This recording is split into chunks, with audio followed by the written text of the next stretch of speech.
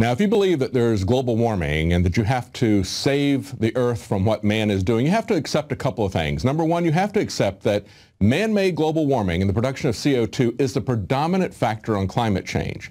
Then you also have to accept the fact that even though climate change models predicted that we would have global warming if CO2 went up, that hasn't happened. CO2 has gone up, and for 17 years, temperatures have gone down. Therefore, their model is, as we say in the computer business, garbage in, garbage out. Now, Stephen Colbert had a climatologist, David Keith, on his show, and they talked about climate engineering. And this is very interesting because they hit on chemtrails, and they also hit on the fact that this is something that has been talked about for quite some time by scientists. The worst way to make decisions about this would be if we all agree that we won't talk about it in polite society, we suppress it, which is basically what had been happening. Maybe it's happening already. You ever look at those planes up there? They have contrails behind them.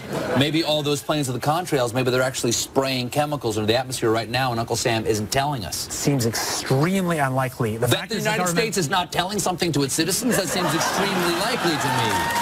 Read the newspaper. Now, in that clip, David Keith said the worst thing that would happen would be if scientists would agree that they were going to suppress information about climate change. And that's exactly what they have been doing. Listen to what he said earlier in the interview. He said, this is actually an old idea, climate engineering, known since President Johnson and the scientific community mostly decided not to talk about it. Well, that's what we've been telling you for quite some time. Well, that's what we've been telling you, that this has been going on since the Vietnam War.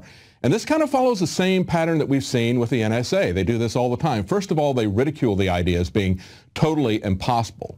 Then they come in with step two and they say, well, technically it's feasible, but we're not doing it. We would never do it. Then they come in with phase three, which says, yeah, we've been doing it all along and there's nothing you can do about it. And of course, it's for your safety anyway. So that's what we kind of see rolling out here. It's an amazing interview. Take a look at it. Go to Infowars.com, read the article, and watch the full clip. Very interesting.